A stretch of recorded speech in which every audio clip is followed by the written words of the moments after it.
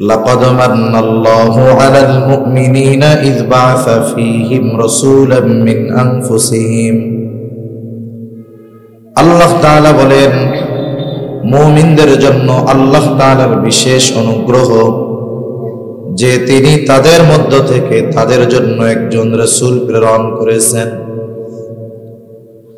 রাসূলুল্লাহ সাল্লাল্লাহু আলাইহি ওয়াসাল্লাম মুমিনদের জন্য বিশেষ অনুগ্রহ, তবে তিনি গোটা সৃষ্টি জগতের সকলের জন্য তিনি রহমত। আল্লাহ রাব্বুল আলামিন কোরআনুল কারীমের আরেক জায়গায় বলেন, ওয়ামা আরসালনাকা ইল্লা রাহমাতাল লিল আলামিন। আল্লাহ তাআলা বলেন, আমি আপনাকে গোটা সৃষ্টি জগতের জন্য রহমত হিসাবে প্রেরণ করেছি। নবীজি গোটা সৃষ্টি জগতের সকলের জন্য রহমত। এই আয়াতের তাফসীরে ইমাম তাবারি রাহমাতুল্লাহি আলাইহি বলেন, যদিও নবীজি মুমিনদের জন্য বিশেষ অনুগ্রহ, কিন্তু তিনি গোটা সৃষ্টি জগতের জন্য রহমত। তিনি যেমন মুমিনদের জন্য রহমত, নবীজি তেমন কাফেরদের জন্য রহমত। নবীজি কাফেরদের জন্য রহমত, কারণ এই দুনিয়ায় নবীজি রহমাতুল লিল আলামিন হওয়ার কারণে এই উপকার শুধু মুমিনরা ভোগ করে তা নয়, বরং কাফেররাও এর দ্বারা উপকৃত হয়। রাসূল আকরাম সাল্লাল্লাহু আলাইহি ওয়াসাল্লাম কাফেরদের বিরুদ্ধে জিহাদ করেছেন। ইমাম তাবারি রাহমাতুল্লাহি আলাইহি বলেন, এই জিহাদটাও ছিল কাফেরদের জন্য রহমত, কিন্তু যারা ওই রহমত গ্রহণ করতে পেরেছে তারাই কামিয়াব, কিন্তু যারা পারে নাই তারা ব্যর্থ। এই জন্য কিয়ামত পর্যন্ত যত মানুষ দুনিয়ায় আসবে, শুধু মানুষ নয়, গোটা সৃষ্টি জগতে যত কিছু আল্লাহ সৃষ্টি করেছেন, সব সৃষ্টির জন্য আমার আপনার নবী হলেন রহমত। সৃষ্টি জগতের এমন একটা জায়গা নাই যেই জায়গার রহমত আমার আপনার নবী নয়। আল্লাহ তাআলা যেই জায়গার রব, আমার আপনার নবীও কিন্তু সেই জায়গার রহমত। পবিত্র কোরআনুল কারীমের সূরা ফাতিহা, সূরা ফাতিহার শুরুতেই আমরা পড়ি, বলি আলহামদুলিল্লাহি রাব্বিল আলামিন। পবিত্র কোরআনের শুরুতেই আমরা বলি আলহামদুলিল্লাহি রাব্বিল আলামিন। সকল প্রশংসা আল্লাহর জন্য, যিনি জগৎ সমূহের রব, জগৎ সমূহের প্রতিপালক। আলম এক বচন, আলামিন শব্দটা বহু বচন। আল্লাহ তাআলা আগেই আমাদেরকে জানায় দিয়েছেন, এই পৃথিবী যে একটা জগৎ এমন নয়, বরং অগণিত জগৎ যিনি সৃষ্টি করেছেন তিনি কে। কত জগৎ আছে এর কোনো হিসাব নাই। মহা আকাশের নিচে এই পৃথিবী কেমনে বোঝাই? মহা সমুদ্রের মধ্যে এক ফোঁটা জল পানি যেমন, মহা আকাশের নিচে এই পৃথিবীর অবস্থান তার চাইতেও কম। সুবহানাল্লাহ। আমরা তো এই দুনিয়ায় অবস্থান করে মনে করি আমাদের কি হইছে, আমাদের উপরে কে আছে। এদেশের শাসক যারা, দুনিয়ার শাসক যারা বিভিন্ন দেশের, ওরা মনে করে আমি কত বড় এক দেশের শাসক। আসলে সে যদি অনুধাবন করতে পারত যে এই সৃষ্টি জগতে তার নয়, এই পৃথিবীর অবস্থান কতটুকু, তাহলে এই ক্ষমতার জন্য অন্তরের মধ্যে অহংকার তার আসতো না। ঠিক কিনা বলেন? আল্লাহ হলেন রব্বুল আলামিন, গোটা সৃষ্টি জগতের প্রতিপালক উনি, জগৎ সমূহের রব। আর আমার আপনার নবীজি হলেন জগৎ সমূহের জন্য রহমত।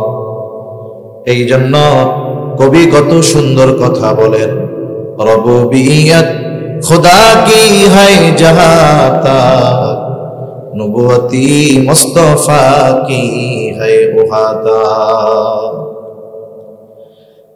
সৃষ্টি জগতের এমন একটা জায়গা নাই যেই জায়গার রহমত আমার আপনার নবী নয়। এই জন্য নবীজির তার উম্মতের প্রতি দরদ মায়া মোহাব্বত ভালোবাসা বেশি ছিল বিদায় নবীজিকে মুমিনদের জন্য আল্লাহ তাআলা অনুগ্রহ হিসাবে ঘোষণা করেছেন। তবে ওনার কারণে সৃষ্টি জগতের সকলেই উপকৃত হয়। যেমন দেখেন, অতীতের শরীয়তের মধ্যে ছিল যখন কোন উম্মত অবাধ্যতায় লিপ্ত হতো, পাপে লিপ্ত হতো, গুনাহে লিপ্ত হতো, পাপে গুনাহে লিপ্ত হওয়ার কারণে আল্লাহ তাআলা যখন তাদেরকে শাস্তি দিত একেবারে সমূলে তাদেরকে ধ্বংস করে দিত। কিন্তু নবীজি আল্লাহ তাআলার কাছে দোয়া করেছে, আল্লাহ আমার উম্মতের পাপের কারণে গুনার কারণে আপনি আমার উম্মতকে সমূলে ধ্বংস করে দিবেন না। এই জন্য গোটা দুনিয়ার মধ্যে নাফরমানের অভাব নেই, পাপাচারের অভাব নাই, অপরাধের অভাব নাই। আল্লাহ তাআলা শাস্তি দিয়ে সমূলে ধ্বংস করে দেন না, বরং মাঝে মধ্যে হালকা পাতলা একটু দিয়া সতর্ক করে দেন। নাইলে আমাদের যেই পরিস্থিতি বর্তমান দুনিয়ায়, যে পাপাচার, ওইটা যদি অতীতের কোন নবীর উম্মতের বেলায় হইতো, দেখা যাইতো আল্লাহ তাআলা আযাব গজব দিয়া সমূলে ধ্বংস করে দিত। এই যে গোটা দুনিয়ায় মজলুম মুসলমানদের উপরে এত অত্যাচার, অবিচার, নিপীড়ন, জুলুম, আল্লাহ তাআলা সমূলে ধ্বংস করেন না কেন? নবীজির কারণে। রাসূল আকরাম সাল্লাল্লাহু আলাইহি ওয়াসাল্লামের কারণে কাফেররা উপকৃত হয়েছে, আযাব থেকে বেঁচে গেছে। আবু জেহেল একদিন নবীজির সামনে এসে নবীজিকে শোনায় শোনায় বলতেছে, আল্লাহ আপনি যদি সত্যই মুহাম্মাদের উপরে কোরআন নাজিল করে থাকেন, তাইলে আমাদের উপরে পাথর বর্ষণ করেন অথবা যন্ত্রণাদায়ক শাস্তি দেন। আল্লাহ তাআলার কাছে আবু জেহেল দোয়া করে। আবু জেহেল আল্লাহ তাআলার কাছে যখন এই দোয়া করতেছে, আল্লাহ সুবহানাহু ওয়া তাআলা আবু জেহেলের এই কথার জবাব ওহী নাজিল করে আল্লাহ জানায় দিয়েছে। মূলত নবীজিকে টিটকারি কইরা শোনায় শোনায় বলতেছে, আল্লাহ আপনি যদি মুহাম্মাদের উপরে সত্যই কোরআন নাজিল করে থাকেন, তাইলে আমাদের উপরে পাথর বর্ষণ করেন, নাইলে যন্ত্রণাদায়ক শাস্তি দেন। আল্লাহ তাআলা জবাবে কেমন যেন বলে, ও আবু জেহেল, তুমি যেটা চাইছো তোমাকে সেটা আমি দিতাম, পাথর বর্ষণ করতাম, যন্ত্রণাদায়ক শাস্তি দিতাম, কিন্তু কেন দেই না শোনো। আল্লাহ তাআলা বলেন, ওয়ামা কানাল্লাহু লিয়ুআযযিবাহুম ওয়া আনতা ফীহিম। আল্লাহ তাআলা বলেন, হাবিব আপনি যতক্ষণ তাদের মধ্যে আছেন আমি তাদেরকে কোনো আযাব দিব না, শাস্তি দিব না, কারণ আপনি রহমাতুল লিল আলামিন, আপনি সৃষ্টি জগতে জমিনের উপরে আছেন, আপনি অবস্থান করতেছেন, আপনি রহমত। আপনার অবস্থানরত অবস্থায় আমি আযাব দিব, গজব দিব, এটা হতে পারে না। তার মানে আবু জেহেল, উতবা, শাইবা অবাধ্যতার কারণে আযাব আল্লাহ দেন নাই, শুধুমাত্র আমার আপনার নবীজির সম্মানার্থে। সেই নবীজির আমাদের প্রতি দরদ, মায়া, মোহাব্বত, ভালোবাসা কেমন ছিল? রাসূলুল্লাহ সাল্লাল্লাহু আলাইহি ওয়াসাল্লাম অপরিচিত কোন জায়গায় গিয়া দ্বীনের দাওয়াত দেন নাই, বরং দীর্ঘ সময় যাদের মধ্যে অবস্থান করেছেন তাদের মধ্যেই আগে দ্বীনের দাওয়াত দিয়েছেন। রাসূলুল্লাহ সাল্লাল্লাহু আলাইহি ওয়াসাল্লামকে কাফেররা খুব ভালো মতো চিনত। নবীজিকেই তারা উপাধি দিয়েছে আল আমিন, আস-সাদিক। জীবনের 40টা বছর নবীজি মক্কার মানুষের মধ্যে অতিবাহিত করেছে। মক্কার মানুষ খুব ভালো মতো জানে যে মুহাম্মদ কখনো মিথ্যা কথা বলে না, মুহাম্মদ কারো আমানতের খেয়ানত করে না। নবীজি এই পরিচিত পরিবেশে প্রথম দিনের দাওয়াত দিলেন। নবুয়ত প্রাপ্ত হওয়ার প্রথম 3 বছর আল্লাহ তাআলার নির্দেশে গোপনে দাওয়াত দিয়েছেন। 3 বছর পরে আল্লাহ তাআলার নির্দেশ, ওয়া আনজির আশীরাতাকাল আকরাবিন, ও পয়গম্বর এখন আর গোপনে দাওয়াত চলবে না, প্রকাশ্যে দাওয়াত দেন। আপনার নিকটস্থ আত্মীয় স্বজন, পরিবার পরিজনকে সতর্ক করেন এইবার নবীজি সবাইকে দাওয়াত দিবেন। 3 বছর দাওয়াত দিয়েছেন গোপনে গোপনে, এই বছর দাওয়াত দিবেন প্রকাশ্যে। কেমনে? নবীজি চিন্তা করলেন, সাফা পাহাড়ের উপরে দাঁড়ায় যাবেন। আপনারা যারা মক্কা গিয়েছেন, হজ করেছেন, উমরা করেছেন, সাফা পাহাড় দেখছেন, যদিও এখন ওটাকে বিভিন্ন স্থাপনার কারণে পুরোপুরি বোঝা যায় না। সাফা পাহাড় হলো আবু কুবাইস পাহাড়ের একটা অংশ। নবীজি এই পাহাড়ের উপরে দাঁড়ায় গেলেন, কারণ হাদিসের মধ্যে 2টা কথাই আসছে যে নবী কাফেরদের দাওয়াত দেওয়ার জন্য আবু কুবাইস পাহাড়ের উপরে দাঁড়াইছেন, আর এক হাদিসের মধ্যে আসছে সাফা পাহাড়ের উপরে দাঁড়িয়েছেন। অনেক সময় মানুষে চিন্তা করে আবু কুবাইস একটা, সাফা মনে হয় আর একটা। বিষয়টা এমন নয়, বরং সাফা পাহাড় হলো আবু কুবাইস পাহাড়ের একটা অংশ। নবীজি সাফা পাহাড়ের উপরে দাঁড়ায় গেলেন, মক্কাবাসীকে আহ্বান করলেন, কারণ এই পাহাড়ের এমন এক মর্যাদা ছিল, ওই আবু কুবাইস পাহাড়ের উপরে যদি কেউ দাঁড়াইয়া মানুষদের কাছে সাহায্য চাইতো, ওই পাহাড়ের গুরুত্ব মক্কার মানুষের কাছে এমন ছিল, যেই হোক না কেন, পরিচিত হোক আর অপরিচিত হোক, ওই পাহাড়ের উপরে যখন কেউ দাঁড়াইতো, ওই ব্যক্তি যদি সাহায্য চাইতো, সকলেই তাকে সাহায্য করার জন্য ছুটে আসতো। এটা কি চলে এক জায়গায়? জেনারেটর এত আওয়াজ কেন? আপনাদের জেনারেটর?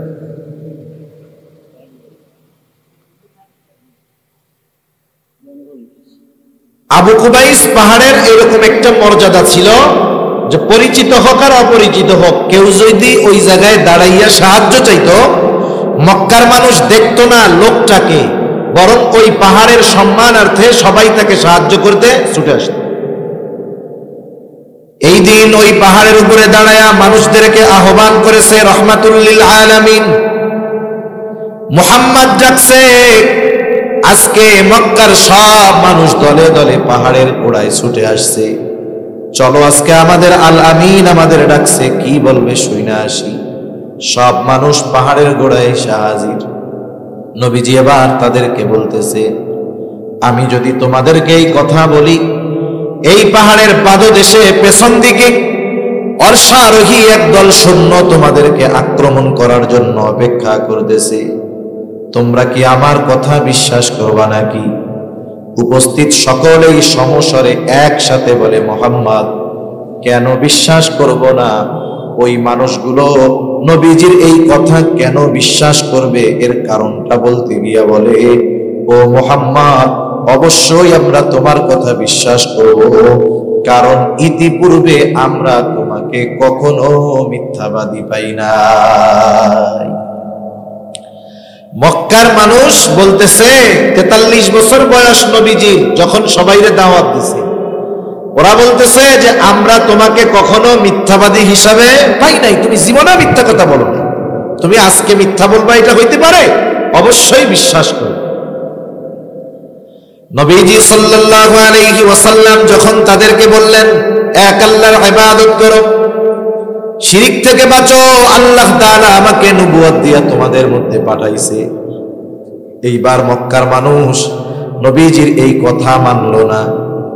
এইবার আবু জেহেল বলে, তাব্বাল্লাকা ইয়া মুহাম্মদ, আলি হাদা জামাআতানা, তোমার হাত ধ্বংস হোক, তুমি কি আমাদেরকে এই জন্য এখানে জমা করছো?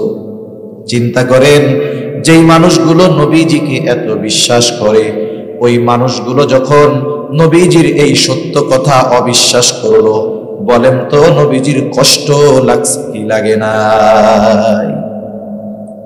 মনে করেন একটা সত্য কথা, আপনাকে কেউ একটা বিষয় অপবাদ দিয়েছে, বলছে যে আপনি এটা করছেন। অপবাদ মানে কি? যেটা করে নাই সেটার ব্যাপারে তাকে অভিযুক্ত করছে। এখন আপনি একজন লোক অপরিচিত, তাকে বলতেছেন যে ভাই আমি এটা করি নাই। ওই লোক আপনার কথা বিশ্বাস করে নাই, ও বলে যে তুমি করছো। এই বিষয়ের কারণে সামান্য কষ্ট লাগবে কি লাগবে না? লাগবে। কিন্তু আপনার ঘরের মানুষ, আপনার মা, আপনার বাবা, আপনার স্ত্রী, আপনার সন্তান, এরা যদি বলে, এদের কাছে যদি বলেন যে আমি এই কাজটা করি নাই, আপনার এই সত্য কথা যদি আপনার কাছের মানুষ বিশ্বাস না করে, বলেন তো কষ্ট বেশি লাগবে না কম লাগবে? নিঃসন্দেহে কষ্ট বেশি লাগবে। এই জন্য রাসূলুল্লাহ সাল্লাল্লাহু আলাইহি ওয়াসাল্লামের এই কথা যখন মক্কার মুশরিক মানুষেরা মেনে নেয় না, বরং উল্টা আরো তারা তাদের খারাপ প্রতিক্রিয়া দেখাইতেছে, নবীজি বড় কষ্ট পাইলেন। নবীজি খুব ভালো মতো জানে এরা আমাকে যত বিশ্বাস করুক না কেন, যত ভালোবাসুক না কেন, এরা যদি ঈমান না আনে তাহলে আল্লাহ তাআলার কাছে এদের নাজাত পাওয়ার কোনো উপায় নাই। সেই জন্য নবীজির তাদের জন্য অন্তরে ব্যথা। রাসূলুল্লাহ সাল্লাল্লাহু আলাইহি ওয়াসাল্লামের দাওয়াত যখন মক্কার মানুষ মেনে নেয় না, নবীজি দুইটা চিন্তা করতেছে। এক নাম্বার চিন্তা, না জানি আমি আমার এই দায়িত্ব যথাযথভাবে পালন করতে পারতেছি কিনা, আমার কথাই তো এরা ঈমান আনে না, না জানি এরা আমার কথা বুঝতে পারতেছে কিনা, আমার দায়িত্ব ঠিকমতো পালন হচ্ছে কিনা।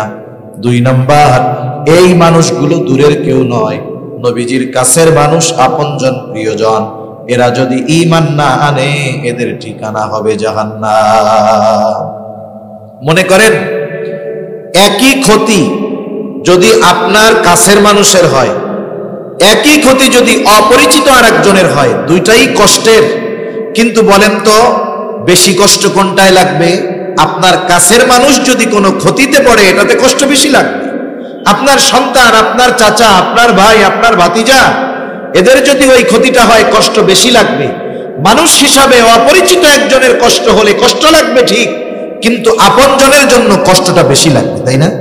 আরে 40 বছর আমি যাদের সাথে থাকছি, আমার সাথে এদের এত সম্পর্ক, এরাই আমাকে আল আমিন উপাধি দিয়েছে, এরাই আমাকে as-সাদিক উপাধি দিয়েছে। এই মানুষগুলো যদি এখন ঈমান না আনে, এরা তো আখিরাতে জাহান্নাম ছাড়া এদের কোনো উপায় থাকবে না। নবীজি এই চিন্তায় খাওয়া দাওয়া কমে গেছে, পেরেশানি টেনশনে খাওয়া দাওয়া কমে গেছে। স্বাভাবিক মানুষ যদি ডিপ্রেশনে ভুগে, টেনশনে ভুগে, খাওয়া দাওয়া ভালো লাগে না, অসুস্থতা পেয়ে বসে দুর্বল হয়ে যায়, নবীজির ওই অবস্থা। আল্লাহ তাআলা নবীজি উম্মতের টেনশনে খাওয়া দাওয়া বাদ দিয়েছেন, অসুস্থ হয়ে গেছেন, চিন্তায় অসুস্থ হয়ে গেছেন। অসুস্থতার মাত্রা কতটা বেশি ছিল যে স্বয়ং আল্লাহ তাআলা ওহী নাজিল করে বলেন, লাআল্লাকা বাখিউন নাফসাকা আল্লা ইয়াকুনু মুমিনিন। আল্লাহ রাব্বুল আলামিন বলেন, এরা আপনার কথা মানে না, লাআল্লাকা বাখিউন নাফসাকা আল্লা ইয়াকুনু মুমিনিন। ও হাবিব, এরা ঈমান না আনার কারণে আপনি নিজেকে নিজে মৃত্যু মুখে ঠেলা দিচ্ছেন। এরা ঈমান আনে না, এই টেনশনে আপনি তো নিজের ক্ষতি করে ফেলতেছেন। একটু চিন্তা করে দেখেন যে উম্মতের প্রতি কত দরদ, কত মায়া, কত মহব্বত থাকার কারণে ওই উম্মত যখন দ্বীনের পথে আসে না, ঈমান আনে না, নবীজি টেনশনে পড়ে যাইতেন, পেরেশান হইতেন। এটা শুধুমাত্র নবীজির তার উম্মতের মহব্বত আর ভালোবাসার কারণে। নবীজির উম্মতের প্রতি ভালোবাসা আর মহব্বতের কারণে। এটা বলি আমরা একটু বাড়ান, মহব্বত আর ভালোবাসার কারণে নবীর পরিস্থিতি এরকম হয়েছে। কেমন ভালোবাসতেন নবী তার উম্মতদের, কেমন ভালোবাসেন নবী আমাদের। বিষয়টা এমন নয় নবীর সামনে যেই উম্মত ছিল তাদেরকেই ভালোবাসতেন, বরং কিয়ামত পর্যন্ত যত মানুষ আসবে সব নবীজির উম্মত, কাফের হোক আর মুমিন হোক, সবাই নবীজির উম্মত। নবীজি কিয়ামত পর্যন্ত অনাগত সব উম্মতের মহব্বতের বহির্প্রকাশ নবীজি রেখে গেছেন। হাদিসের মধ্যে আসছে, নবীজি একদিন পথ চলতেছেন সাহাবায়ে কেরাম সাথে, হঠাৎ নবীজি বলেন, আমার ভাইদেরকে দেখতে মন চায়। সাহাবায়ে কেরাম জিজ্ঞাসা করে, ইয়া রাসূলুল্লাহ, আমরা কি আপনার ভাই নই? নবীজি বলেন, না, তোমরা হইলে আমার সাথী সাহাবী। সাহাবায়ে কেরাম বলে, তাহলে আপনার ভাই তারা আবার কারা? নবীজি বলেন, আমার পরে যারা আমাকে না দেখে আমার উপরে ঈমান আনবে তারা হলো আমার ভাই। রাসূলুল্লাহ সাল্লাল্লাহু আলাইহি ওয়াসাল্লাম সর্বদা উম্মতের চিন্তায় বিভোর থাকতেন। যখনই সুযোগ পাইতেন আল্লাহ তাআলার কাছে উম্মতের ব্যাপারে বলতেন।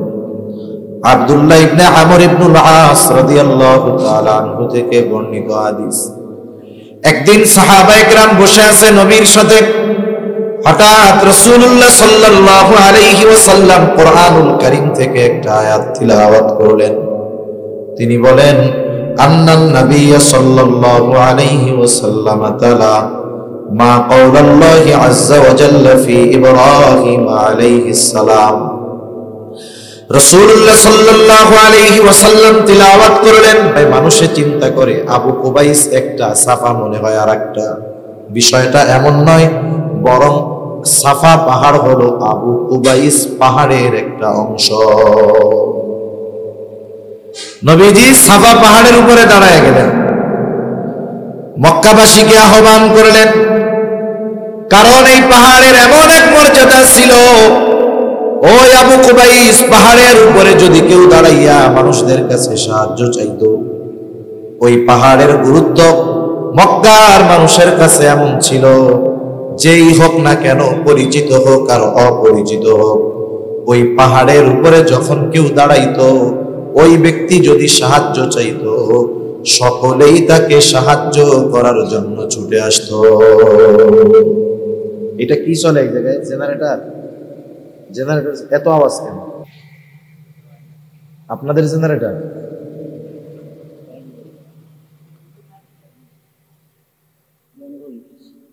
আবু কুবাইস পাহাড়ের এরকম একটা মর্যাদা ছিল যে পরিচিত হোক আর অপরিচিত হোক, কেউ যদি ওই জায়গায় দাঁড়াইয়া সাহায্য চাইতো, মক্কার মানুষ দেখতো না লোকটাকে, বরং ওই পাহাড়ের সম্মানার্থে সবাই তাকে সাহায্য করতে ছুটে আসত।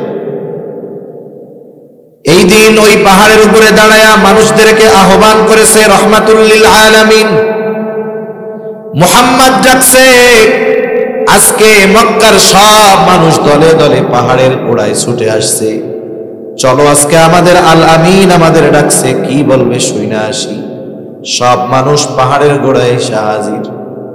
নবীজি এবার তাদেরকে বলতেছে, আমি যদি তোমাদেরকে এই কথা বলি, এই পাহাড়ের পাদদেশে পেছন দিকে অশ্বারোহী একদল সৈন্য তোমাদেরকে আক্রমণ করার জন্য অপেক্ষা করতেছে, তোমরা কি আমার কথা বিশ্বাস করবা নাকি? উপস্থিত সকলেই সমস্বরে একসাথে বলে, মুহাম্মদ, কেন বিশ্বাস করব না? ওই মানুষগুলো নবীজির এই কথা কেন বিশ্বাস করবে? এর কারণটা বলতে গিয়া বলে, ও মুহাম্মদ, অবশ্যই আমরা তোমার কথা বিশ্বাস করব, কারণ ইতিপূর্বে আমরা তোমাকে কখনো মিথ্যাবাদী পাই নাই। মক্কার মানুষ বলতেছে 43 বছর বয়স নবীজি যখন সবাইরে দাওয়াত দিছে, ওরা বলতেছে যে আমরা তোমাকে কখনো মিথ্যাবাদী হিসাবে পাই নাই, তুমি জীবনে মিথ্যা কথা বলো না, তুমি আজকে মিথ্যা বলবা এটা হইতে পারে?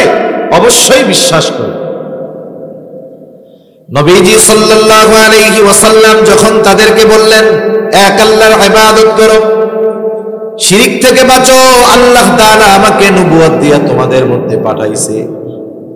এইবার মক্কার মানুষ নবীজির এই কথা মানলো না। এইবার আবু জেহেল বলে, তাব্বাল্লাকা ইয়া মুহাম্মদ, আলি হাদা জামাআতানা, তোমার হাত ধ্বংস হোক, তুমি কি আমাদেরকে এই জন্য এখানে জমা করছো? চিন্তা করেন, যেই মানুষগুলো নবীজিকে এত বিশ্বাস করে, ওই মানুষগুলো যখন নবীজির এই সত্য কথা অবিশ্বাস করলো, বলেন তো নবীজির কষ্ট লাগছে কি লাগে না? মনে করেন একটা সত্য কথা, আপনাকে কেউ একটা বিষয়ে অপবাদ দিয়েছে, বলছে যে আপনি এটা করছেন। অপবাদ মানে কি? যেটা করে নাই সেটার ব্যাপারে তাকে অভিযুক্ত করছে।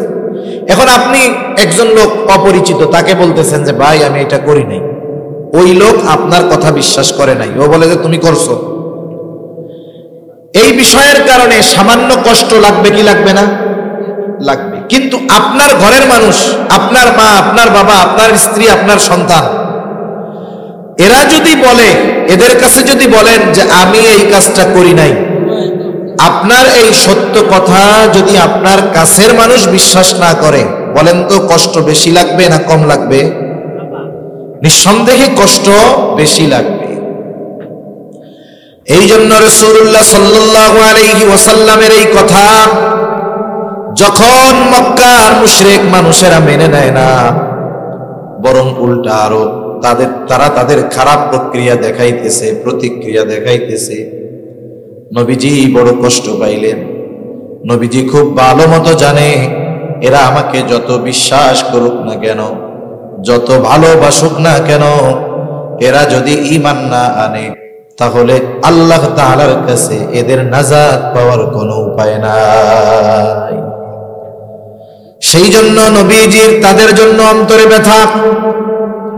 রাসূলুল্লাহ সাল্লাল্লাহু আলাইহি ওয়াসাল্লামের দাওয়াত যখন মক্কার মানুষ মেনে নেয় না, নবীজি দুইটা চিন্তা করতেছে। এক নাম্বার চিন্তা, না জানি আমি আমার এই দায়িত্ব যথাযথভাবে পালন করতে পারতেছি কিনা, আমার কথাই তো এরা ঈমান আনে না, না জানি এরা আমার কথা বুঝতে পারতেছে কিনা, আমার দায়িত্ব ঠিকমতো পালন হচ্ছে কিনা। দুই নাম্বার, এই মানুষগুলো দূরের কেউ নয়, নবীজির কাছের মানুষ, আপনজন, প্রিয়জন, এরা যদি ঈমান না আনে এদের ঠিকানা হবে জাহান্নাম। মনে করেন একই ক্ষতি যদি আপনার কাছের মানুষের হয়, একই ক্ষতি যদি অপরিচিত আরেকজনের হয়, দুইটাই কষ্টের, কিন্তু বলেন তো বেশি কষ্ট কোনটায় লাগবে? আপনার কাছের মানুষ যদি কোনো ক্ষতিতে পড়ে এটাতে কষ্ট বেশি লাগবে। আপনার সন্তান, আপনার চাচা, আপনার ভাই, আপনার ভাতিজা, এদের যদি ওই ক্ষতিটা হয় কষ্ট বেশি লাগবে। মানুষ হিসাবে অপরিচিত একজনের কষ্ট হলে কষ্ট লাগবে ঠিক, কিন্তু আপনজনের জন্য কষ্টটা বেশি লাগবে, তাই না? আরে 40 বছর আমি যাদের সাথে থাকছি, আমার সাথে এদের এত সম্পর্ক, এরাই আমাকে আল আমিন উপাধি দিয়েছে, এরাই আমাকে as-সাদিক উপাধি দিয়েছে। এই মানুষগুলো যদি এখন ঈমান না আনে, এরা তো আখিরাতে জাহান্নাম ছাড়া এদের কোনো উপায় থাকবে না। নবীজি এই চিন্তায়, খাওয়া দাওয়া কমে গেছে, পেরেশানি টেনশনে খাওয়া দাওয়া কমে গেছে। স্বাভাবিক মানুষ যদি ডিপ্রেশনে ভুগে, টেনশনে ভুগে, খাওয়া দাওয়া ভালো লাগে না, অসুস্থতা পেয়ে বসে দুর্বল হয়ে যায়, নবীজির ওই অবস্থা।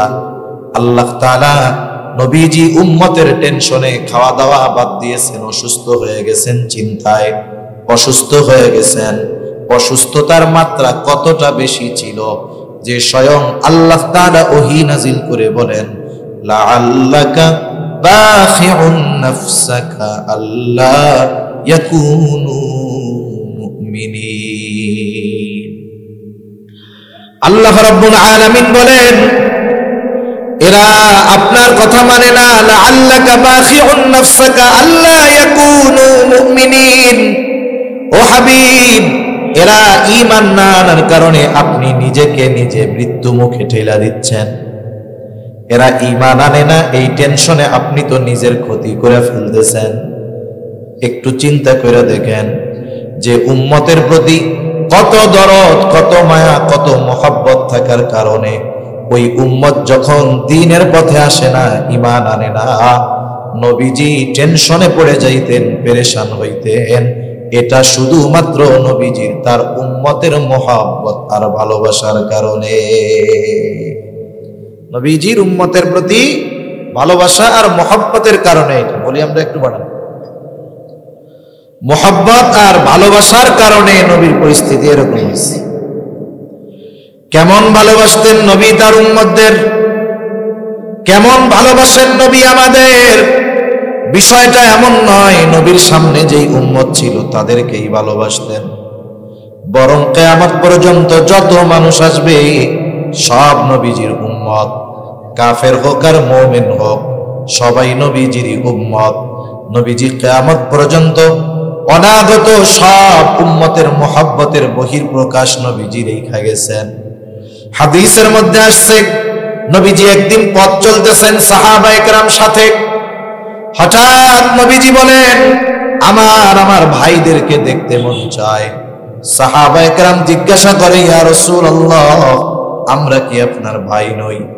নবীজি বলেন, না, তোমরা হইলে আমার সাথী সাহাবী। সাহাবায়ে কেরাম বলে, তাহলে আপনার ভাই তারা আবার কারা? নবীজি বলেন, আমার পরে যারা আমাকে না দেখে আমার উপরে ঈমান আনবে তারা হলো আমার ভাই। রাসূলুল্লাহ সাল্লাল্লাহু আলাইহি ওয়াসাল্লাম সর্বদা উম্মতের চিন্তায় বিভোর থাকতেন। যখনই সুযোগ পাইতেন আল্লাহ তাআলার কাছে উম্মতের ব্যাপারে বলতেন। আব্দুল্লাহ ইবনে আমর ইবনুল আস রাদিয়াল্লাহু তাআলা আনহু থেকে বর্ণিত হাদিস, একদিন সাহাবায়ে কেরাম বসে আছে নবীর সাথে, হঠাৎ রাসূলুল্লাহ সাল্লাল্লাহু আলাইহি ওয়াসাল্লাম কোরআনুল কারীম থেকে একটা আয়াত তিলাওয়াত করলেন।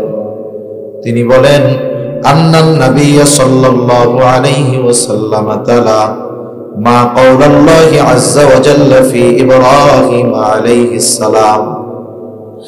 রাসূলুল্লাহ সাল্লাল্লাহু আলাইহি ওয়াসাল্লাম তিলাওয়াত করলেন। ভাই, মানুষে চিন্তা করে আবু কুবাইস একটা, সাফা মনে হয় আরেকটা।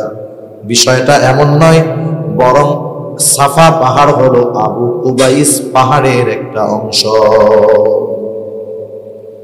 নবীজি সাফা পাহাড়ের উপরে দাঁড়ায় গেলেন, মক্কাবাসীকে আহ্বান করলেন, কারণ এই পাহাড়ের এমন এক মর্যাদা ছিল। ওই আবু কুবাইস পাহাড়ের উপরে যদি কেউ দাঁড়াইয়া মানুষদের কাছে সাহায্য চাইতো, ওই পাহাড়ের গুরুত্ব মক্কার মানুষের কাছে এমন ছিল, যেই হোক না কেন, পরিচিত হোক আর অপরিচিত হোক, ওই পাহাড়ের উপরে যখন কেউ দাঁড়াইতো, ওই ব্যক্তি যদি সাহায্য চাইতো, সকলেই তাকে সাহায্য করার জন্য ছুটে আসতো। এটা কি চলে এক জায়গায়? জেনারেটর এত আওয়াজ কেন? আপনাদের জেনারেটর?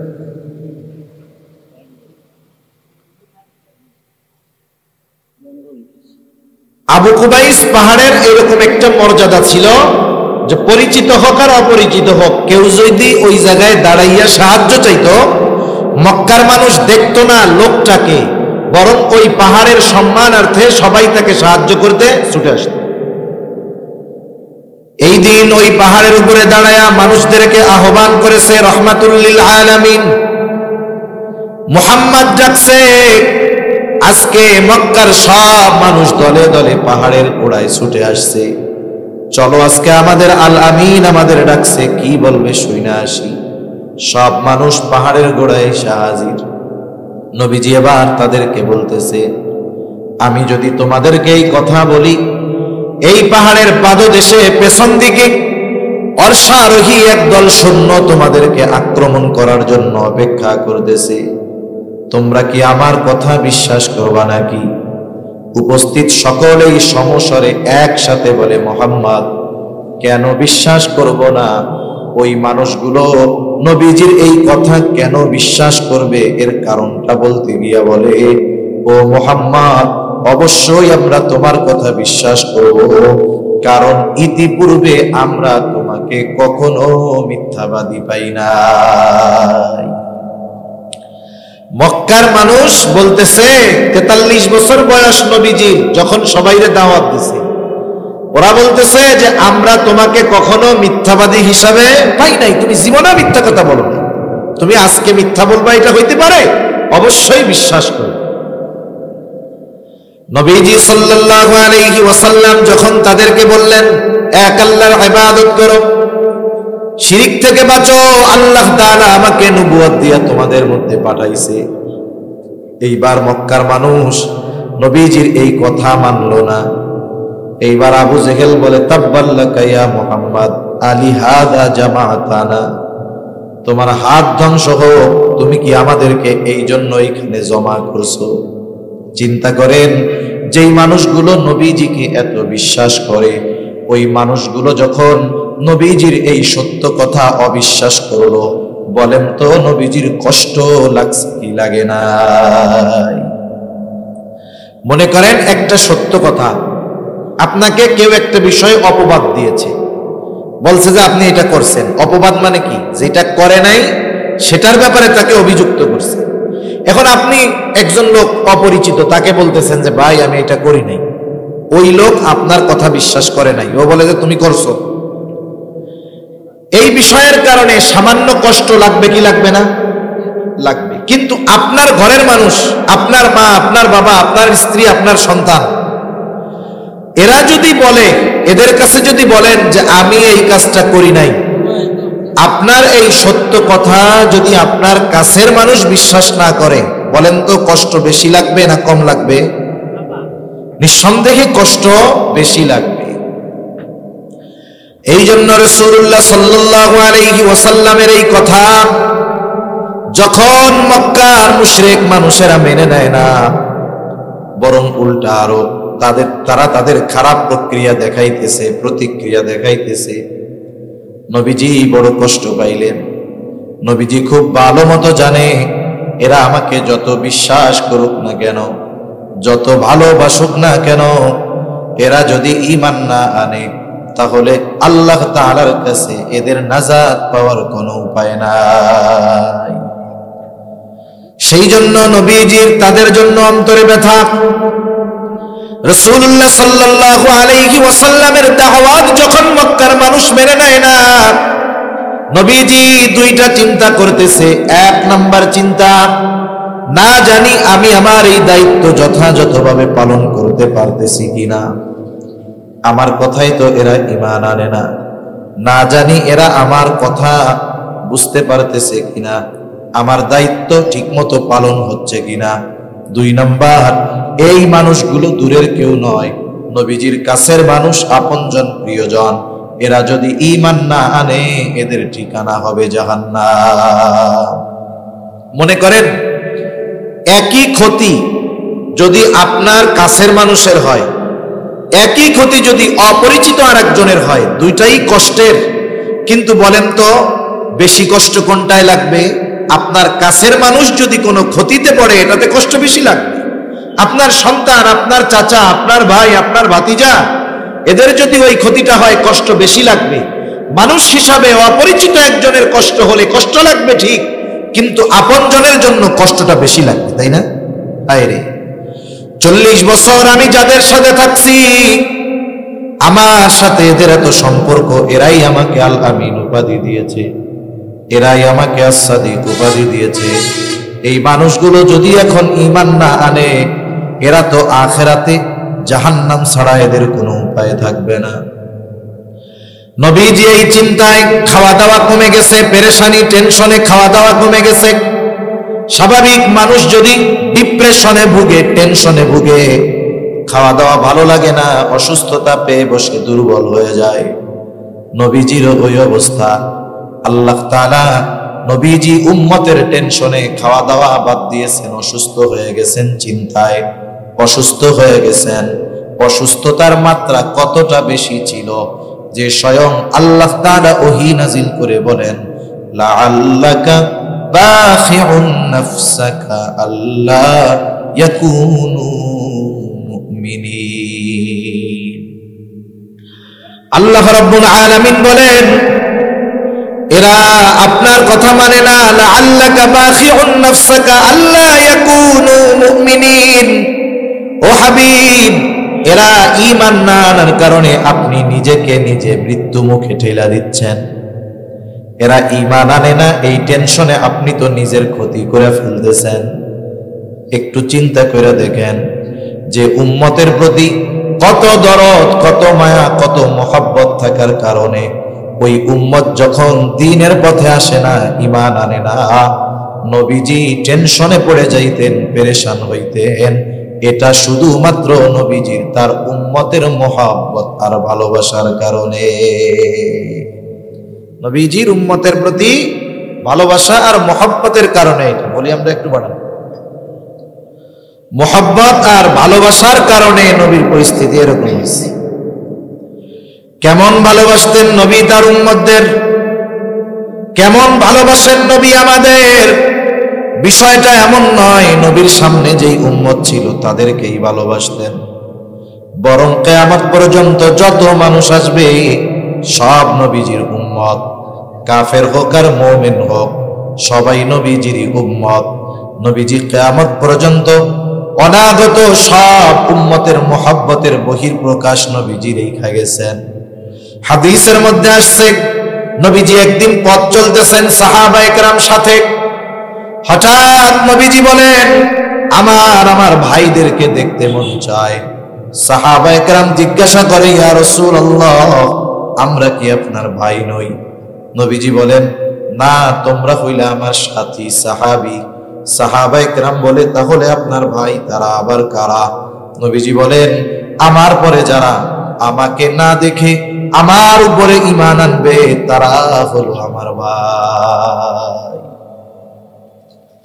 রাসূলুল্লাহ সাল্লাল্লাহু আলাইহি ওয়াসাল্লাম সর্বদা উম্মতের চিন্তায় বিভোর থাকতেন। যখনই সুযোগ পাইতেন আল্লাহ তাআলার কাছে উম্মতের ব্যাপারে বলতেন। আব্দুল্লাহ ইবনে আমর ইবনুল আস রাদিয়াল্লাহু তাআলা আনহু থেকে বর্ণিত হাদিস, একদিন সাহাবায়ে কেরাম বসে আছে নবীর সাথে, হঠাৎ রাসূলুল্লাহ সাল্লাল্লাহু আলাইহি ওয়াসাল্লাম কোরআনুল কারীম থেকে একটা আয়াত তিলাওয়াত করলেন। তিনি বলেন, আন্নান নাবিয়্য সাল্লাল্লাহু আলাইহি ওয়াসাল্লাম তাআলা মা কাওলাল্লাহি আযজা ওয়া জাল্লা ফি ইব্রাহিম আলাইহিস সালাম। রাসূলুল্লাহ সাল্লাল্লাহু আলাইহি ওয়াসাল্লাম তিলাওয়াত করলেন, আল্লাহ তাআলা ইব্রাহিম আলাইহিস সালামের ব্যাপারে নাজিল করেছেন।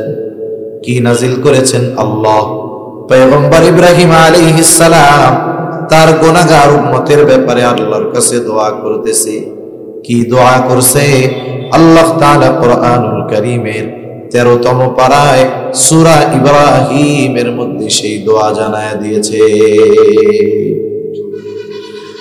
ইব্রাহিম আলাইহিস সালাম দোয়া করতেছে, রব্বি ইন্নাহুন্না আযলালনা কাসীরাম মিনান নাস ফামান তাবিআনি ফাইন্নাহু মিন্নি ওয়া মান আসানি ফাইন্নাকা গফুরুর রহিম।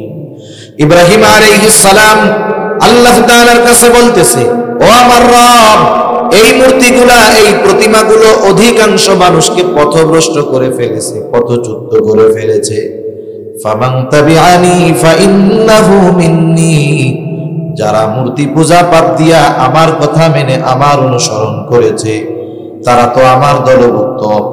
তবে যারা আমার আনুগত্য করে নাই, মূর্তি পূজা বাদ দেয় নাই, আমার আনুগত্য করে নাই, কেমন যেন পয়গম্বর ইব্রাহিম আলাইহিস সালাম বলেন, আল্লাহ, এরাও তো আমার উম্মত।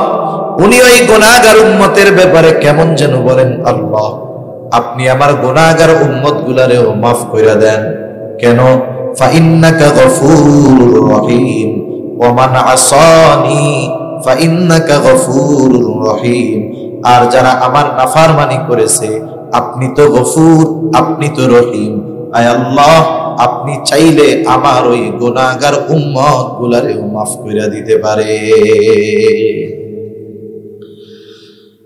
وقال عيسى عليه السلام إن تعذبهم فإنهم عبادك। ঈসা আলাইহিস সালাম তার গুনাহগার উম্মতের জন্য দোয়া করছে, বলতেছে, ইন তুআযিবুহুম ফাইন্নাহুম ইবাদুক, আপনি যদি তাদেরকে শাস্তি দেন তারা তো আপনারই বান্দা। ওয়া ইন তাগফির লাহুম, আর যদি আপনি তাদের ক্ষমা করে দেন, মাফ করে দেন, ফাইন্নাকা আনতাল আজিজুল হাকীম, আপনি তো মহাপরাক্রমশালী, মহাপ্রজ্ঞাময়। আপনি যদি চান আমার ওই গুনাহগার উম্মত, আপনার ওই গুনাহগার বান্দাকে আপনি ক্ষমা করে দিতে পারে। দুই নবী তার গুনাহগার উম্মতের জন্য আল্লাহ তাআলার কাছে দোয়া করলেন। নবীজির অন্তরেও তার গুনাহগার উম্মতের চিন্তা উদিত হলো। এইবার নবী তার গুনাহগার উম্মতের জন্য দোয়া করতেছে। ফারাফা ইয়াদাইহি وقال اللهم উম্মতি উম্মতি ওয়া বাকা। নবীজি দুই হাত উঁচু করে আল্লাহ তাআলার কাছে বলতেছে, আল্লাহুম্মা উম্মতি উম্মতি, আয় আল্লাহ, আমার উম্মত, আমার উম্মত। এই কথা বলতেছে আর চোখ দিয়ে অঝর ধারায় পানি পড়তেছে। রাসূলুল্লাহ সাল্লাল্লাহু আলাইহি ওয়াসাল্লাম শুধু বলেন আল্লাহুম্মা উম্মতি উম্মতি, আর কিছু বলেন না।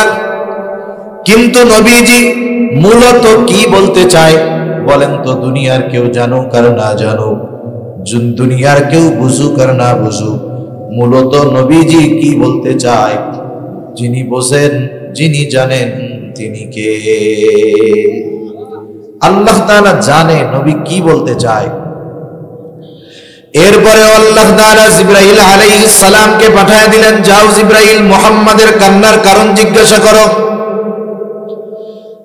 জিবরাইল আলাইহিস সালাম রাসূলুল্লাহ সাল্লাল্লাহু আলাইহি ওয়াসাল্লামের কাছে আয়েশা বলে, আপনি কেন কান্না করেন? আপনার কান্নার কারণ আল্লাহ জানতে চায়। যদিও তিনি সব জানেন, এরপরেও তিনি জানতে চান। নবীজি জিবরাইল আলাইহিস সালাতু ওয়াস সালামের কাছে কান্নার কারণটা খুলে বললেন। গুনাহগার উম্মতের জন্য যা বলার সব কিছু বললেন। জিবরাইল আলাইহিস সালাম আল্লাহ তাআলার কাছে গিয়ে আমার আপনার নবীজির কান্নার কারণ জানায়া বললেন। ওনার কান্নার কারণ হইল ওনার গুনাহগার উম্মতের জন্য ক্ষমা মাগফিরাত। আল্লাহ তাআলা জিবরাইল আলাইহিস সালামকে বললেন, যাও মুহাম্মদকে গিয়ে জানায়া দাও, আমি অচিরেই তাকে তার উম্মতের ব্যাপারে সন্তুষ্ট করব, আমি তাকে তার উম্মতের ব্যাপারে অসন্তুষ্ট করব না। রাসূলুল্লাহ সাল্লাল্লাহু আলাইহি ওয়াসাল্লাম উম্মতের ব্যাপারে এমন চিন্তিত ছিলেন, উম্মতের দ্বারা কষ্ট পাইলেও উম্মতের জন্য বদদোয়া করেন নাই। তায়েফে যখন নবীজি গেছেন, তায়েফের মানুষ নবীজির উপরে কত জুলুম, কত অত্যাচার, পাথর মারতে মারতে নবীজির গোটা দেহ তারা রক্তাক্ত করে ফেলেছে। পাথরের আঘাতে নবীজির পবিত্র দেহ মোবারক ক্ষত বিক্ষত হয়ে গেছে, ক্ষত হয়ে গেছে, জায়গায় গর্ত হয়ে গেছে, রক্ত বের হয়েছে। আয়েশা সিদ্দিকা রাদিয়াল্লাহু তাআলা আনহা একদিন নবীজিকে বলতেছে, ইয়া রাসূলুল্লাহ, আপনার গায়ে এইগুলো কিসের দাগ?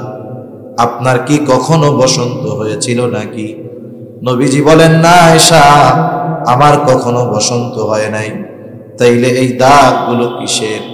নবীজি বললেন, আয়েশা, আমি যখন তায়েফে দ্বীনের দাওয়াত নিয়ে গিয়েছিলাম, তায়েফের মানুষ বুঝে নাই, তারা আমাকে যেই পাথর নিক্ষেপ করেছিল এইগুলো হলো তাদের নিক্ষিপ্ত পাথরের আঘাতের দাগ। এত পরিমাণ রক্ত নবীজির গা বেয়ে বেয়ে পড়ছে, গায়ের পোশাক পুরো ভিজে গেছে, রক্তে রঞ্জিত হয়ে গেছে, গা বেয়ে বেয়ে রক্ত পড়ে জুতার মধ্যে গেছে, রক্ত শুকায়া জুতা পায়ের সাথে লেগে গেছে। সারাদিন নবী দ্বীনের দাওয়াত দিয়েছেন, শুধু এক কথা বলো, লা ইলাহা ইল্লাল্লাহ তুফলিহু, তোমরা সফল হয়ে যাইবা। কিন্তু মানুষেরা বুঝে নাই, পাথর দিয়ে আঘাত করেছে, নবীজি রক্তাক্ত। পরন্ত বিকালে নবীজি এক আঙ্গুর বাগানের পাশে গিয়ে বিশ্রাম নেন। ইতিমধ্যে জিবরাইল আলাইহিস সালাম হাজির, এসে সালাম দিয়ে বলে, ইয়া রাসূলুল্লাহ, এই সম্প্রদায় আপনার সাথে কেমন আচরণ করছে আল্লাহ তাআলা সব দেখেছেন। আজকে আমি একা আসি নাই, আমার সাথে নতুন একজন ফেরেশতাকে পাঠানো হয়েছে, যে ইতিপূর্বে কখনো আপনার নিকটে আসে নাই। নবীজি বলেন, এইবার ওই ফেরেশতা আসলো। আয়েশা সালাম দিয়ে বলে, ইয়া রাসূলুল্লাহ, এই কওম আপনার সাথে কেমন আচরণ করেছে আপনার মালিক সব দেখেছেন, তিনি জানেন। আমি পাহাড়ের দায়িত্বে নিয়োজিত ফেরেশতা, আল্লাহ তাআলা আমাকে আপনার নির্দেশ পালনের জন্য পাঠিয়েছেন। ইয়া রাসূলুল্লাহ, আপনি যদি আমাকে নির্দেশ দেন, দুই পাহাড় দিয়ে তায়েফবাসীকে পিষে দেওয়া হবে। একেবারে অবস্থা এমন হবে, এই জায়গায় যে একটা জনবসতি ছিল এর কোনো অস্তিত্ব থাকবে না। চিন্তা করেন নবীজি কেমন ছিলেন, কারণ নবী তো প্রতিশোধ পরায়ণ ছিলেন না, নবী ছিলেন ক্ষমার আধার। এই জন্য নবীজিকে যদি কোনো কাফের কষ্ট দিত, নবীজি মাফ চাইলে মাফ করে দিতেন। নবীজির কাছে যখন আয়েশা বলতেছে, বলেন আপনি বললেই দুই পাহাড় দিয়ে পিষে এদেরকে নিশ্চিহ্ন করে দিব। এই কথার জবাবে নবীজি বললেন, বাল আরজু আন ইয়াখরুজাল্লাহু يستخلف من أصلابهم من يعبد الله وحده ولا يشرك به شيئا। নবীজি বললেন, শোনো, আমি তো আল্লাহ তাআলার কাছে এই মানুষগুলোর ব্যাপারে এই আশা পোষণ করি যে আল্লাহ তাআলা এই মানুষগুলোর মধ্য থেকে এমন এক প্রজন্ম বের করবে, এমন এক জাতি বের হবে যারা এক আল্লাহর ইবাদত করবে, তার সাথে কারো শরীক করবে না। আর আমরা যদি প্রতিশোধ নেওয়ার সুযোগ পাই তাহলে কি করি? 10 বছর আগে একজন আমাকে কথা দিয়ে কষ্ট দিছে, এখন আমার একটু পাওয়ার হয়েছে, আমি ওই 10 বছর আগের কথার প্রতিশোধ নেওয়ার চেষ্টা করি, ঠিক কিনা বলেন? সেজন্য আমরা ক্ষমার গুণে গুণান্বিত, যে বিষয়গুলো ক্ষমা করলে শরীয়তের কোনো সমস্যা নাই, এই ধরনের বিষয়গুলো যদি ক্ষমা করতে পারি, এর দ্বারা আল্লাহ তাআলা আমাকে আপনাকে আরো ভালো কিছু দিবে ইনশাআল্লাহ। নবীজির উম্মতের প্রতি দরদের কারণে, উম্মতের দ্বারা আঘাতপ্রাপ্ত হওয়ার কারণে নবীজি কষ্ট দেন নাই, বদদোয়া দেন নাই, বরং তাদের জন্য আরো আশা করেছেন এরাও ভালো হবে অথবা এদের পরবর্তী প্রজন্ম ভালো হয়ে যাবে। এটা মুহাব্বত, ভালোবাসার কারণে। যখন উম্মত নবীজির কথা শুনতো না, নবীজি চিন্তিত হইতেন উম্মতের জন্য। এই জন্য নবী উপমা দিতেন, তোমাদের মধ্যে আর আমার মধ্যে উপমা হলো ওই ব্যক্তির ন্যায় যে আগুন জ্বালাইলো। এখন তো শহর সব জায়গায় কারেন্ট আছে, আলো আছে, এরপরেও মাঝে মধ্যে দেখবেন সময় আসে, বিশেষ করে ফসলের সময়, লাইট জ্বালাইলে চতুর্দিক দিয়ে পোকা আসে কি আসে না? এত আলো চতুর্দিকে, তারপরেও আসে। আগে যখন কারেন্ট ছিল না, অন্ধকারে যদি আগুন জ্বালানো হইতো, চতুর্দিকের সব পোকা এসে হাজির। শুধু আসতো তা নয়, লাফ দিয়া ওই আগুনের মধ্যে পইড়া নিজে পুড়তো আর মরতো। যিনি আগুন জ্বালাইছেন, নবীজি বলেন, সে হাত দিয়া আগুন পোকামাকড় গুলাকে সরায়া দেয়, কীট পতঙ্গ গুলাকে সরায়া দেয়, তারা তো সরাই না, বরং লাফ দিয়া আগুনে পড়ে আর মরে। নবীজি বলেন, আমি তোমাদের কোমর ধরে ধরে জাহান্নামের দিক থেকে টেনে আনি, আর তোমরা আমার হাত থেকে ছুটে ওই দিকে তোমরা পালাও, জাহান্নামের দিকে চলে যাও। কতটা দরদ উম্মতের জন্য থাকলে নবীজি এইরকম উপমা দিতে পারেন। এই নবীর ভালোবাসা আমাদের জন্য সর্বোচ্চ। নবী আমাকে আপনাকে এত বেশি ভালোবাসে যে আমার আপনার মা বাবাও আমাকে আপনাকে এত ভালোবাসে না। মনে করতে পারেন যে মা বাপ বেশি ভালোবাসে, তা না। একটা মানুষ আমারে আপনারে যে বেশি ভালোবাসে, এটা বুঝবেন কেমনে? বুঝবো কেমনে? এটা বুঝার মাধ্যম হলো, আমার বিপদে যখন সে আমার পাশে থাকবে, বুঝবো সে আমাকে ভালোবাসে, ঠিক না? একজন শুধু মুখ দিয়ে বলে, ভাই আপনারে অনেক ভালোবাসি, অনেক ভালোবাসি, কিন্তু যখন বিপদ আসে সে সবার আগে পালায়। এই লোক যদি আপনাকে আমাকে আইসা বলে যে আমি খুব ভালোবাসি আপনারে, আপনি কি মানবেন? এটা বলবেন না যে তুমি মিয়া মিথ্যা কথা কও, চিটিংবাজি করো, চাপাবাজি করতেছ। তুমি যদি ভালোবাসতা, ওই বিপদে সবাই চলে গেলেও তুমি আমার পাশে থাকতা, কিন্তু বিপদে পড়ছি, আমার অপরিচিত মানুষ আমারে সাহায্য করছে, তুমি আমার ভালোবাসার মানুষ, ডাইনে বামে তাকায় দেখি তোমরা কেউ নাই। ওই লোকগুলা এসে যদি আপনারে পরে বলে যে আপনারে খুব ভালোবাসি, মানবেন? জোরে বলেন না, মানবেন? মানবেন। তাহলে প্রকৃত ভালোবাসে যে বড় মুসিবতে পাশে থাকে সে। এ দুনিয়ার মুসিবত, এ দুনিয়ার বিপদ কোনো বিপদ নয়, এ দুনিয়ার মুসিবত কোনো বড় মুসিবত নয়। বড় মুসিবত হবে কিয়ামতের দিন। ওই দিন সবচাইতে বড় মুসিবত। ওই দিন মুসিবতটা এত বড় যে নিজের মা তার সন্তানকে চিনবে না। আল্লাহ তাআলা কোরআনুল কারীমের মধ্যে বলেন, ইয়াউমা ইয়াফিরুল মারউ মিন আখিহি ওয়া উম্মিহি ওয়া আবিহি ওয়া সাহিবাতিহি ওয়া বানিহি লিকুল্লি ইমরিইন মিনহুম ইয়াউমা ইযিন শা'নুন ইউগনি। আল্লাহ তাআলা বলেন, কিয়ামতের দিন ভাই ভাইয়ের থেকে পলায়ন করবে, ওয়া উম্মিহি ওয়া আবিহি, পিতামাতার থেকে পলায়ন করবে, ওয়া সাহিবাতিহি ওয়া বানিহি, স্ত্রী সন্তানদের থেকে পলায়ন করবে। প্রত্যেকটা মানুষ সেই দিন নিজের চিন্তায় বিভোর থাকবে। আজকে যেই মা সন্তানের জন্য জীবন দিতে প্রস্তুত, কিয়ামতের দিন ওই মা তার সন্তানের পরিচয় দিবে না। যেই বাবা সন্তানের জন্য রক্ত পানি বানায়া সন্তানের মুখে হাসি ফুটায়, কিয়ামতের দিন ওই বাবা তার সন্তানকে চিনবে না। ওই দিন সবাই নিজের চিন্তায় বিভোর থাকবে, প্রত্যেকটা মানুষ চিন্তিত থাকবে, নাফসি নাফসি করতে থাকবে। ওই দিন আমার আপনার নবীজিও চিন্তিত থাকবে, তবে নিজের জন্য নয়, বরং তার উম্মতের জন্য নবী পেরেশান থাকবে। তাহলে আমার একটু বলেন তো, কিয়ামতের দিন আমার মা আমাকে চিনবে না, বিপদে পড়লে পরিচয় দিবে না, কিন্তু সেই দিন পয়গম্বর আমাকে আপনাকে ভুলবে না। এবার একটু জবাব দেন, বলেন তো আমার মা আমাকে বেশি ভালোবাসে নাকি নবীজি বেশি ভালোবাসে?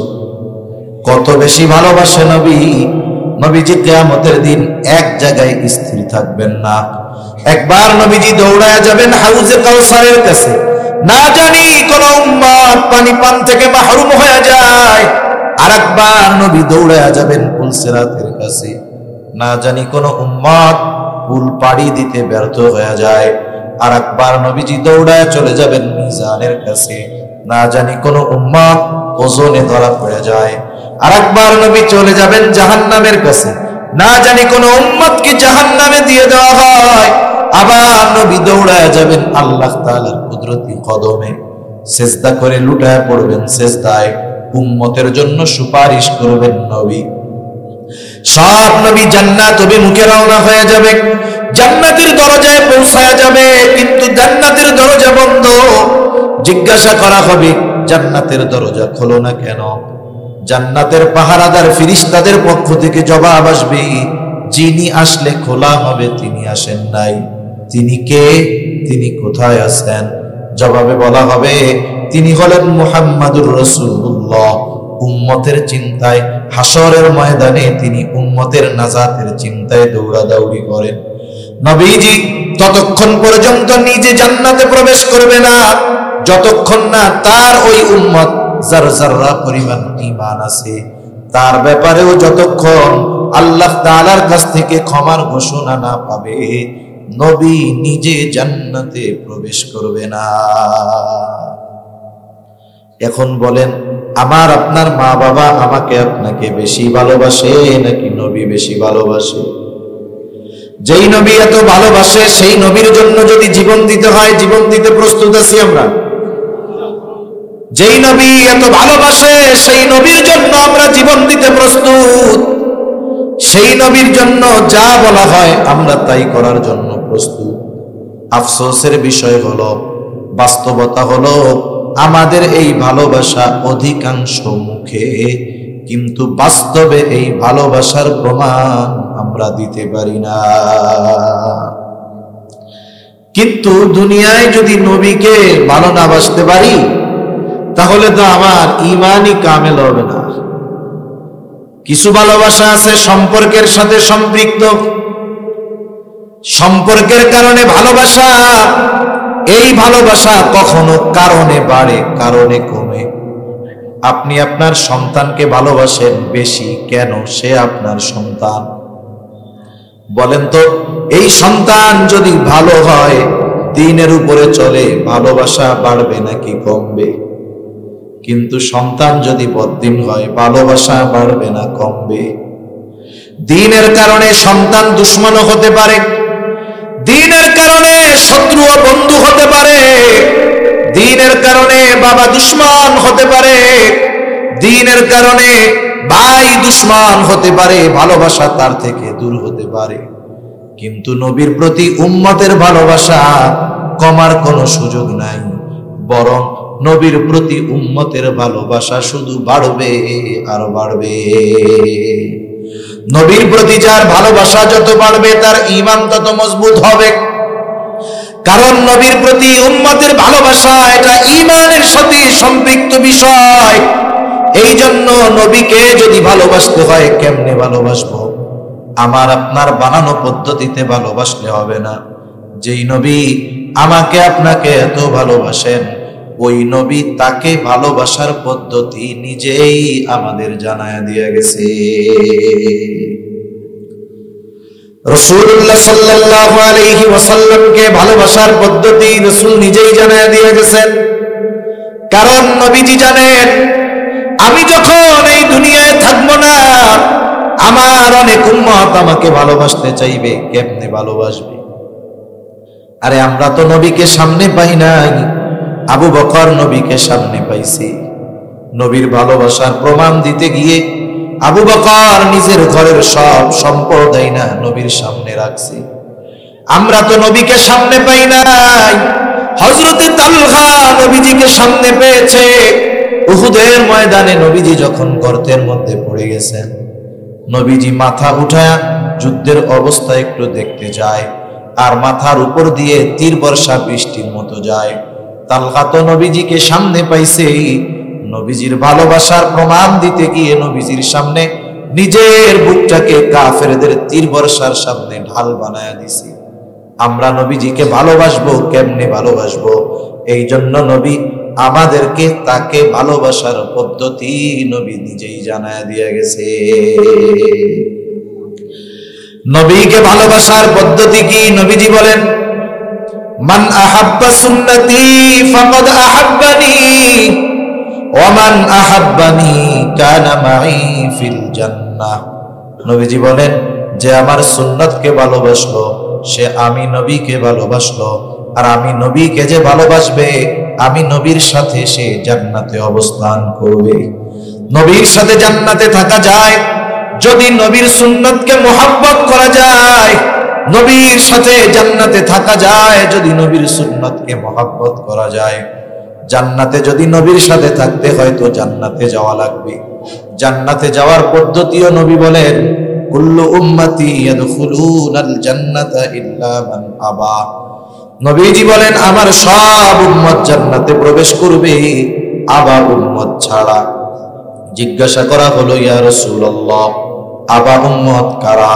নবীজি বললেন, মান আতাআনি দাখালাল জান্নাহ ওয়া মান আসানি ফাকাদ আবা।